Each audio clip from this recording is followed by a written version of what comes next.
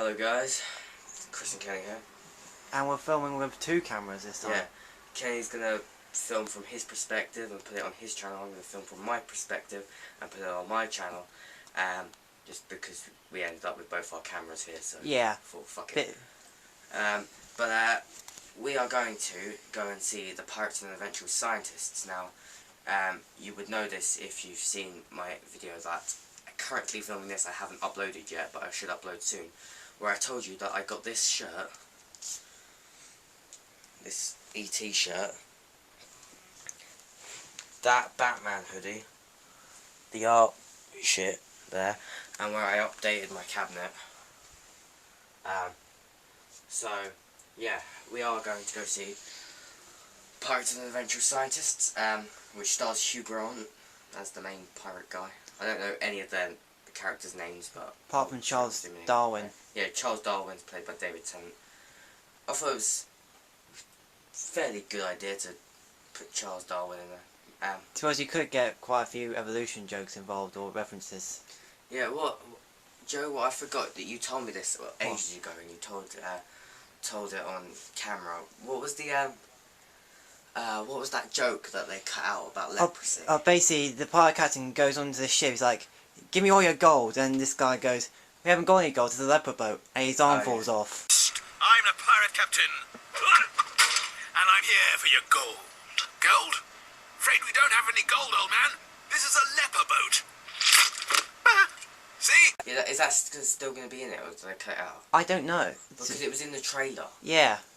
And and I don't see what's supposed to be offensive about it. Yeah, besides, it's just a guy with leprosy and his arm falls off. Besides, there are worse jokes. In Chicken Run, they make a suicide reference.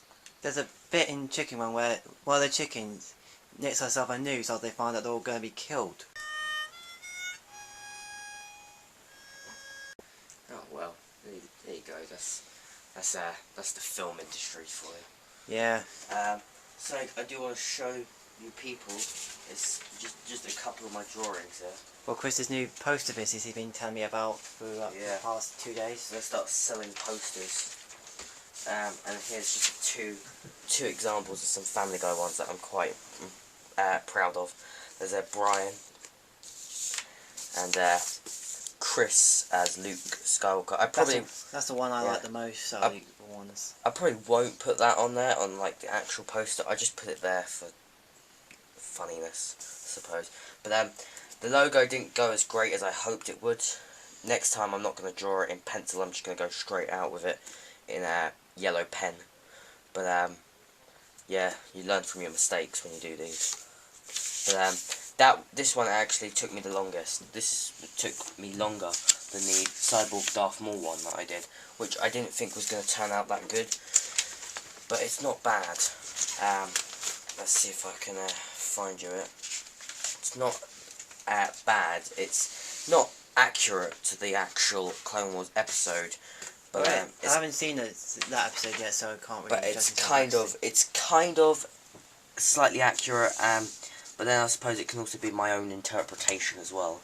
But I got annoyed with the tattoos, so I just started doing random tattoos. But I did the main tattoos, like there.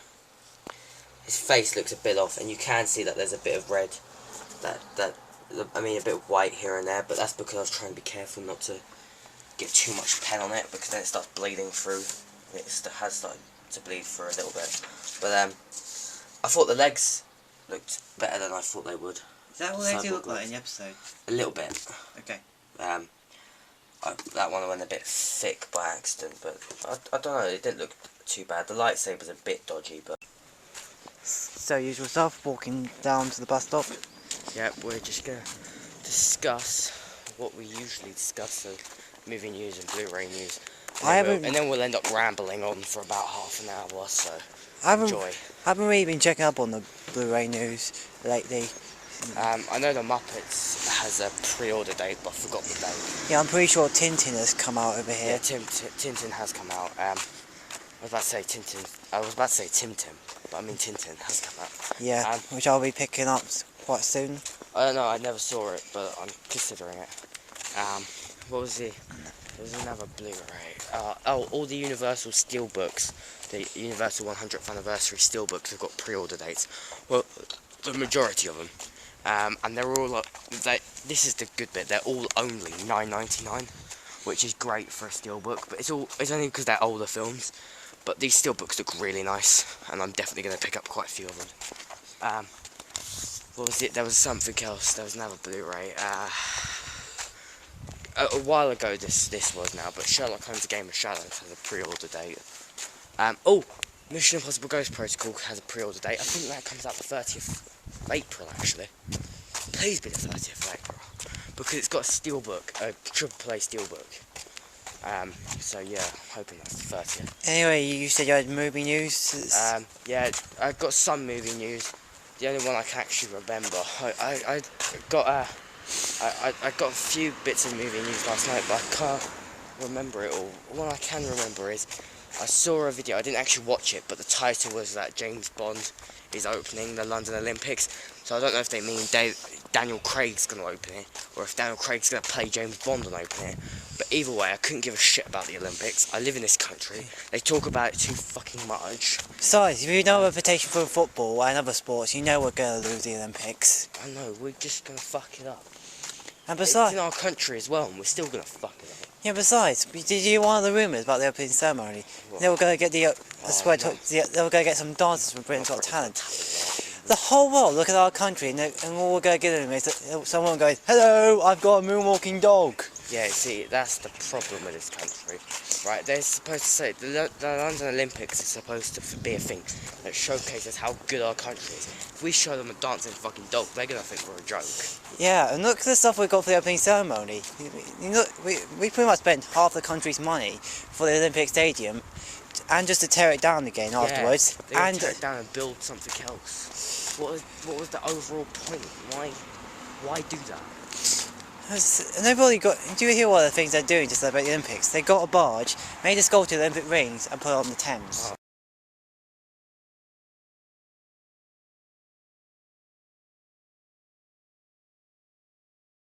Oh. Wow. Why? What was the point? We're pretty much wasting our money.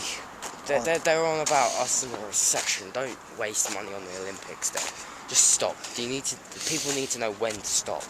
I mean, I'm not saying I'm any better. I can't stop spending most of the time. Yeah, same. But at least I don't fucking waste my money. I will actually genuinely buy something I want.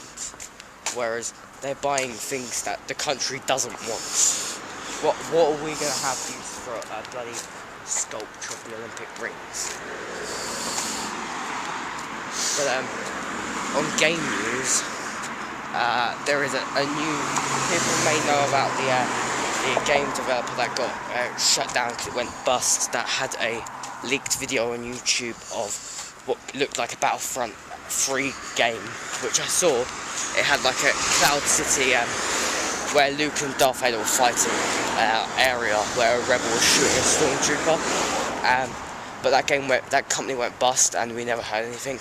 But now there's a new company that's looking for new developers, designers and developers for a new science fiction game. And then they went to a meeting with this company, and there's loads of evidence that suggests that it was a LucasArts meeting. And then there was a tweet that they posted saying that this guy said that I have a dark side to me. So basically, after 6 years, we hopefully are getting a Battlefront 3 game. I am proper pumped. I really hope we do get one, because that would mean the best Battlefront game. It would probably be the best Star Wars game. It would probably beat Star Wars Force Unleashed. So we definitely beat Force Unleashed too. We're going to cut and wait to go on the bus now. So we just finished seeing the Pirates and the Adventurous Scientists. Now then, time for our verdicts.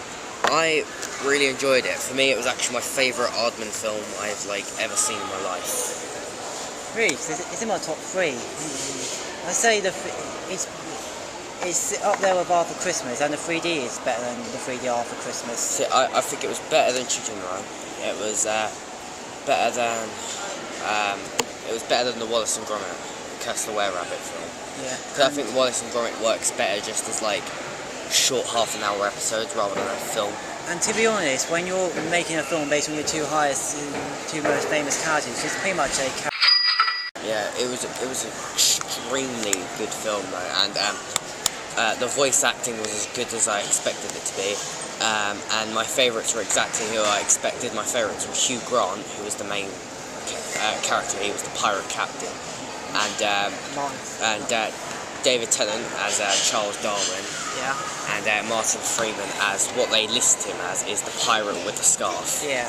Which is, I don't know why they list him as that, because he only gets called number 2. Yeah. He doesn't get called the pirate with the scarf. So anyway. But still, it's...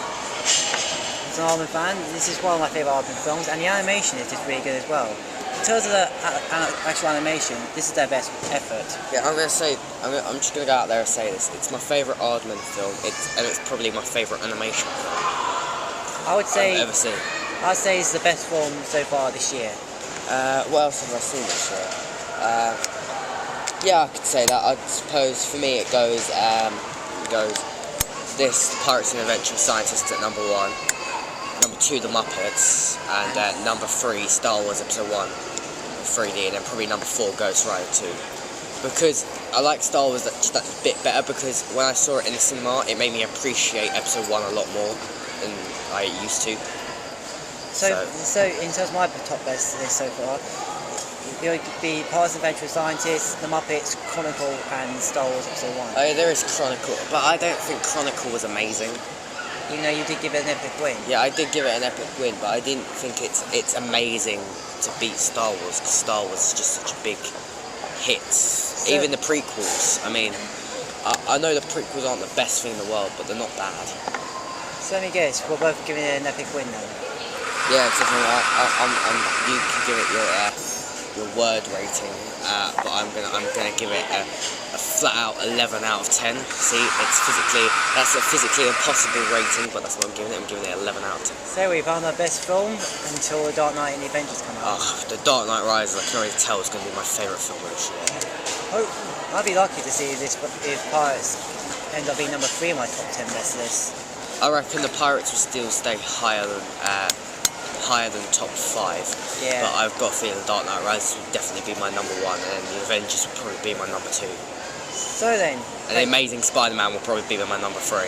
It'll probably be my list of top 10 favourite films is going to be full of superhero films this year. So anyway, thanks for watching, guys, and we'll see you guys later. Oh, one quick thing though is I have got something, but I'm going to do a separate video, full video, but I picked up today, speaking of Star Wars, I picked up the Star Wars Episode 1 Phantom Menace 3D soundtrack, which includes it's a bonus edition that includes the Duel of Fates movie dialogue version track. But it looks a really good track. I love the music from all the Star Wars films, so I'm happy to get this. So anyway, thanks for watching, guys, and we'll see you later.